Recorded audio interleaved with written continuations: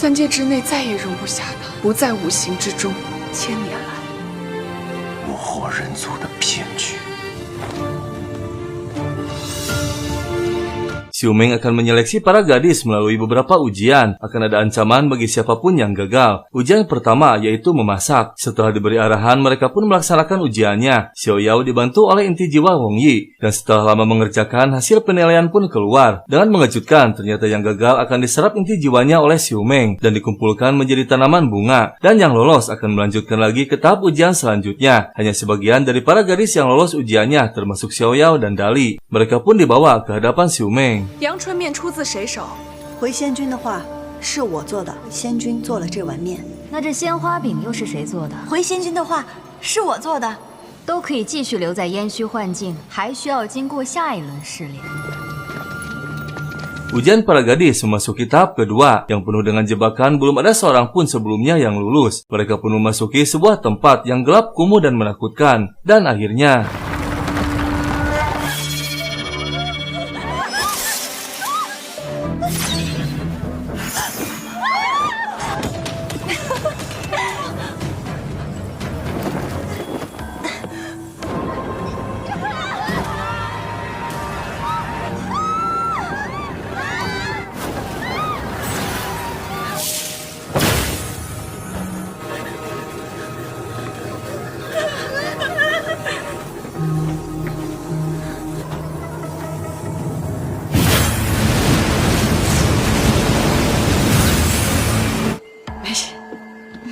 akhirnya makhluk mengerikan berhasil dikalahkan. Mereka pun memasuki ujian tahap ketiga yang lebih menyeramkan. Jinli dibantu kembali diarahkan oleh inti jiwa Jichuan untuk mengamati benda yang ada di sekitar. Dan tiba-tiba para gadis bertengkar. Dari aura patung yang menyimpan kebencian, keserakahan, dan kejahatan untuk mengacaukan kesadaran mereka. 嫉妒、虚荣。别打了！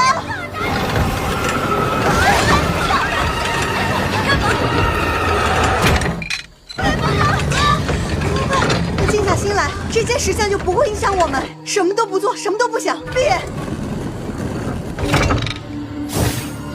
想想高兴的事情，想想你们最爱的人。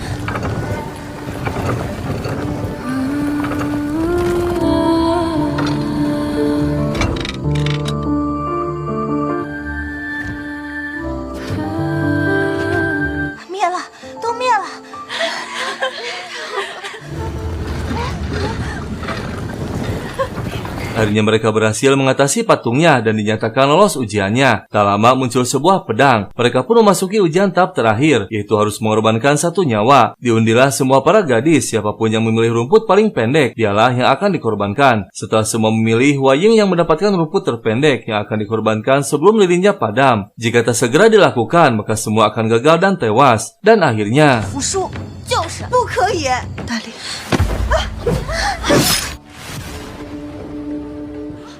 总要有条命击魂才行。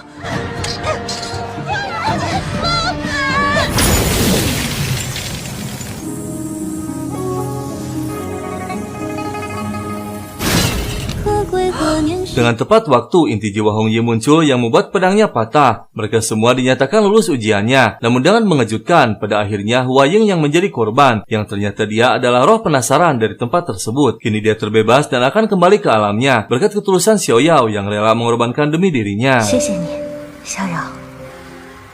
其实我就是这鬼院的冤魂。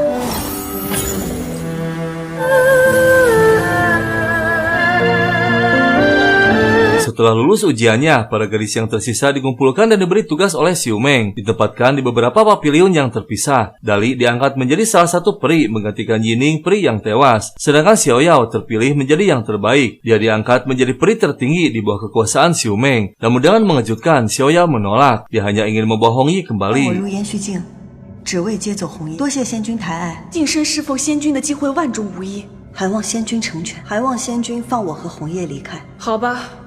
我会将你的话 Pian mendatangi Bingju untuk menanyakan siapa yang telah menghabisi kakaknya. Bingju akan mengatakan kebenarannya dengan syarat Pian harus mengambil pedang darah yang diambil oleh Xiu Meng. Namun saat akan mengambilnya, Xiu Meng muncul dan tak lama Bingju didatangkan. Xiu Meng mengatakan yang mengejutkan bahwa yang telah menghabisi kakaknya adalah Bingju, dan akhirnya mereka berdua akan dihukum dengan racun serangga. Tak ada pilihan lain demi menyelamatkan Pian. Bingju bersedia membantu mendapatkan cermin Kunlun asal Pian dimaafkan. Bingju pun dibawa bersama Xiao Yao ke hadapan Xiu Meng. Xiao Yao juga akan membantunya asalkan Xiu Meng membebaskan Hong Yi. 还有翩翩姑娘，你要放了谭儿，若是真能寻回镜片， 你打算从何寻起？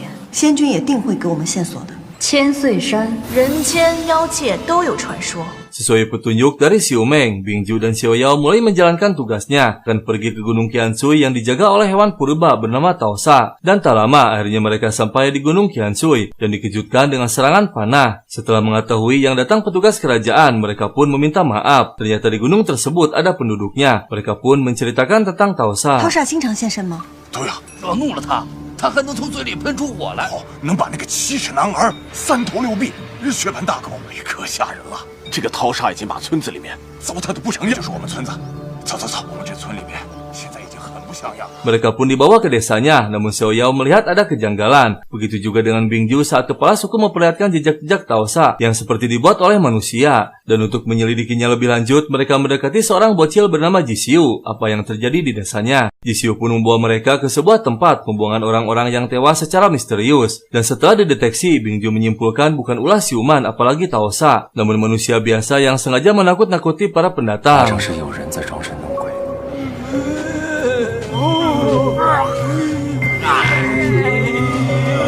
想不想看变戏法？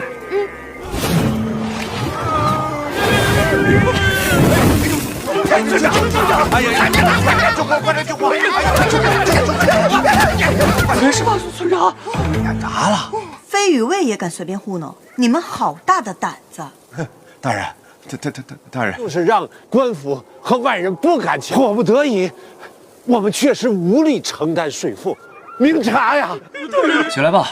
谢谢大人，谢谢大人。 Akhirnya siasat mereka ketahuan. Mereka sengaja menyebarkan rumornya agar pihak kerajaan tak mendatangi desanya yang memungut pajak terlalu besar. Akhirnya mereka pun mengatakan kebenarannya bahwa ada siluman yang sering mengganggu yang mereka namai Taosa. Dan saat mereka sedang menceritakan, tiba-tiba 陶煞又回来了。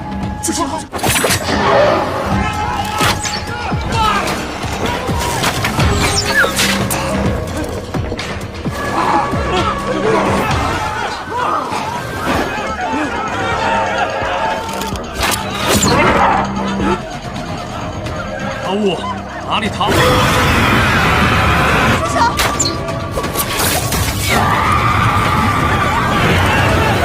Akhirnya siluman yang meresahkan tertangkap. Bingju dan Xiao Yao melindunginya dari amukan massa dan meminta kepada kepala suku untuk menyelidikinya lebih lanjut. Namun saat sedang menyelidikinya, tiba-tiba penduduk diserang oleh mayat hidup.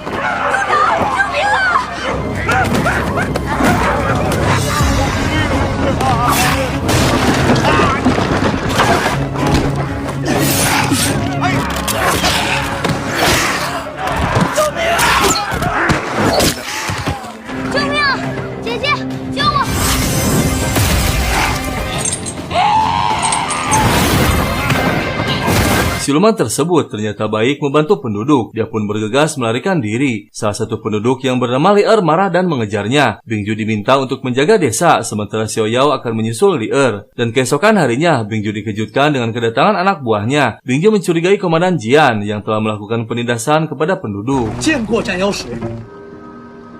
您不是去仙山了吗？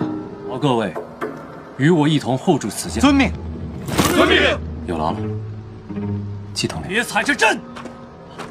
Dengan mengejutkan, ternyata Jian seorang pengkhianat. Dia bersekongkol dengan Hewu, siluman yang diusir oleh Hong Yi. Jian memanfaatkan kesempatan meminta Hewu untuk menghabisi Bingju karena pedang darah tak berada di tangannya. 妖王大人，区区人族还得仰仗着您啊。那该如何是好呢？如果有人坏了你我的计划，秉烛前来，我也始料未及，他的噬妖刀不见了。那季大人想要什么呢？小的不敢。谁？ Xiao Yao yang mengikuti Li'er mendapatkan kebenaran. Ternyata siluman tersebut adalah istrinya yang bernama Ya'er dengan bukti sebuah liontin miliknya. 她是你的娘子雅儿。是不是杀了雅儿？蒋文玉佩，不可能！他就是雅儿。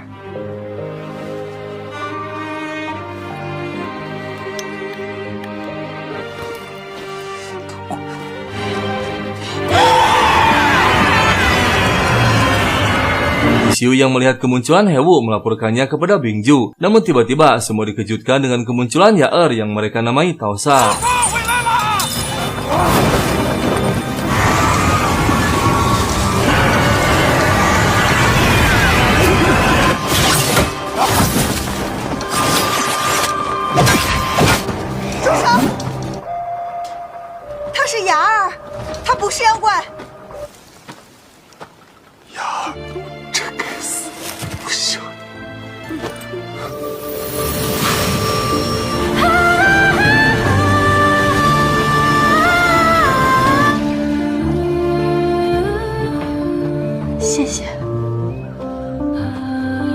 Para penduduk berhasil dikelabui oleh Hewu hingga mereka menghormatinya sebagai manusia abadi. Namun tiba-tiba muncul Yaer menggagalkan rencana Hewu. Ternyata Yaer menjadi siluman setelah meminum air darinya. Tak lama akhirnya Bingju muncul. Namun ternyata...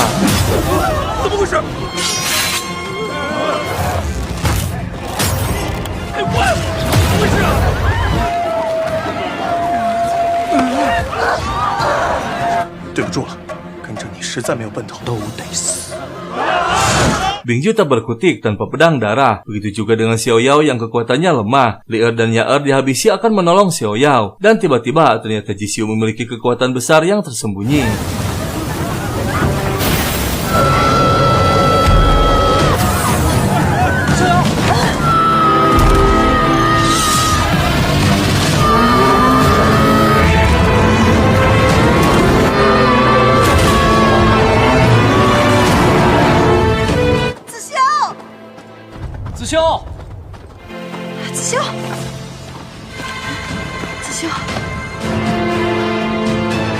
Ternyata Jisiu adalah makhluk yang dikenal dengan Taosa yang ditakuti 3 alam. Dia juga mengetahui tentang pecahan cermin Kunlun namun sudah tak ada di Gunung Qiansui. Tak lama Jisiu pun pamit pergi karena hari itu sudah genap 1000 tahun menunggu temannya bernama Jingge yang tak kunjung muncul. Jisiu meninggalkan pecahan cermin Kunlun.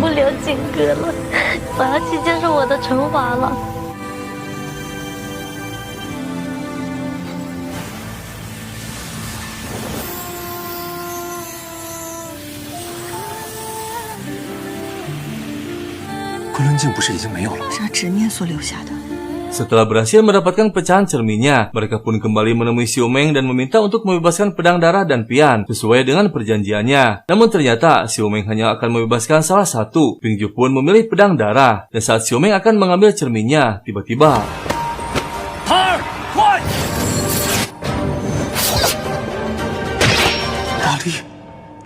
你以为你这一套同归于尽的打法自不量力？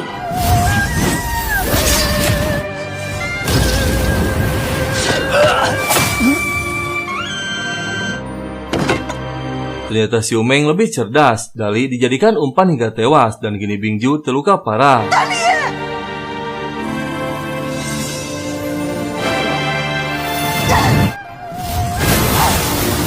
Xiao Yao yang lemah tak mampu melakukan apa-apa. Tak lama Hong Yi pun didatangkan. Dia pura-pura tunduk dan patuh kepada Xiu Meng agar Xiao Yao dibebaskan. Namun Xiu Meng yang cerdas mengetahui kepura-puraan Hong Yi. Tak ada pilihan lain, Hong Yi akan mengorbankan diri agar Xiu Meng ikut hancur karena mereka berdua masih terikat dengan racunnya.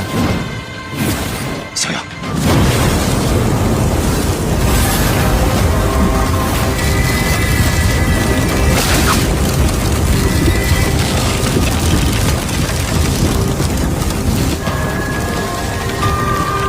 真是疯了！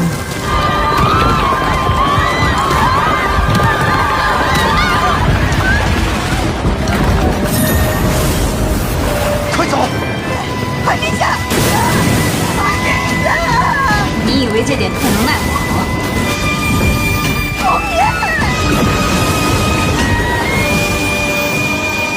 何？ Hong Yi terluka parah hingga tak sadarkan diri, namun Xiu Meng hanya terluka sedikit. Karena susah untuk ditaklukkan, Xiao Yao melakukan cara dengan mengganggu pikiran dan hatinya. Dia menceritakan tentang Tao Sa yang ternyata gadis bernama Jingge adalah Xiu Meng waktu muda, dan menceritakan masa lalunya yang penuh dengan kesedihan. Karena Tao Sa dulu mengkhianatinya mengambil cermin kunun demi kekuasaan dari kaisar. Namun setelah Tao Sa bertobat dan menunggunya 1000 tahun, Xiu Meng tak memaafkannya. Siasat pun berhasil. Xiu Meng menyadari semua kesalahannya dan akhirnya memutuskan untuk pergi. 他等了景哥1000年，早在1000年前就没了，景哥没了。他只是给自己套上了一层坚硬的外壳。景哥从未离开。皇上还有一句话让我转给景哥，我不需要任何人的真心，你是对的，终归1两百两。你说只剩风声啊，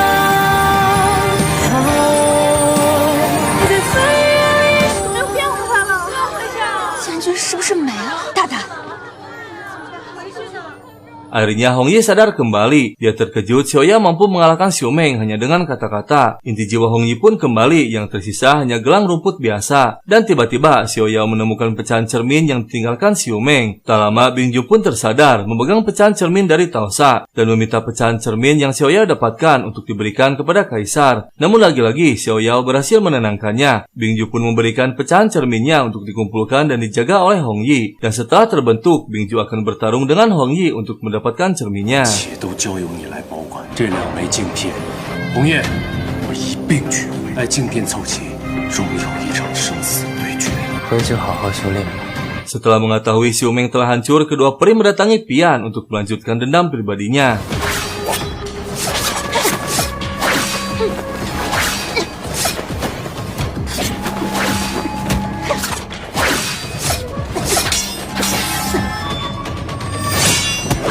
Bing Ju muncul menghentikan mereka. Kedua peri pun tunduk karena sudah tak memiliki lagi kekuatan yang tinggi. 还望大人体谅。都有得罪，我们先前被岁梦仙君蒙蔽，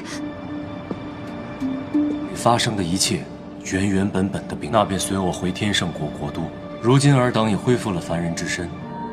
谢大人。 Akhirnya Bing Ju membawa para gadis pergi dari alam Yansu. Namun Hong Yi dan Xiao Yao sementara akan tinggal di alam Yansu untuk memulihkan kondisinya karena kekuatan Hong Yi menghilang. Xiao Yao akan membantunya mendapatkan batu Tiankong untuk memulihkan kekuatan Hong Yi. 是何来历？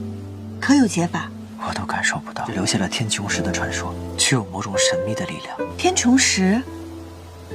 但未曾有人真正见过。放心，一定会有解决的法子。不知何时能恢复。失去法力是暂时的，我定会陪你找到天穹石。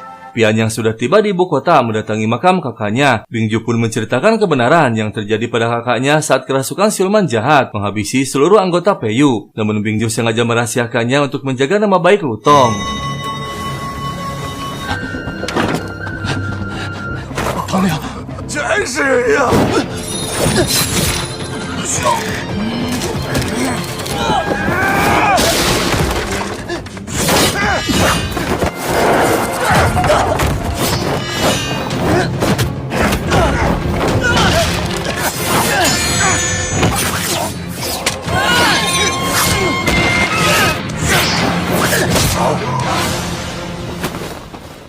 陆童，如今为何甘心做妖啊？还活着，未必放弃决斗。我落在了妹的手里，司徒信拿去交差。 Bing Ju akan pergi ke istana menghadap kaisar dan sudah dipastikan kaisar akan kecewa karena pulang dengan tangan kosong tanpa membawa pecahan cermin satupun. Bing Ju memberikan kunci rumahnya dan menitipkan pedang darah kepada Pian. Jika malam hari Bing Ju tak pulang, Pian harus segera pergi dari ibu kota karena tak tahu hukuman apa yang akan diberikan kaisar. 你去家中等我，这是我家宅的钥匙，速速离开。到亥时，若我还是没能回来，你非去不可吗？有着我心中之道。 我本无处可去，我便守着这宅子，等你回来。 Bing Ju pun tiba di istana menghadap kaisar. Namun dengan mengejutkan, Jian sudah berada di sana dengan licik memutarbalikkan fakta. Dan tiba-tiba kaisar muncul bersama 2 gadis peri. Mereka lebih memfitnah Bing Ju karena telah bersekongkol dengan Jian. Akhirnya kaisar menjatuhi hukumannya hingga tewas. 害我们的人就是这个秉烛。这分明是在栽赃陷害，求圣上明。是你这个鼠辈秉烛问斩。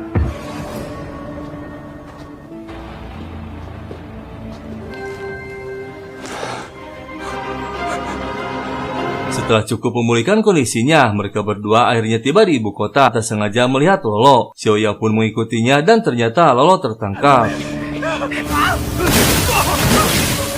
李林长进。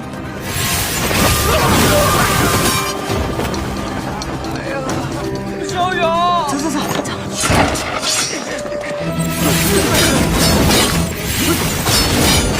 又来了！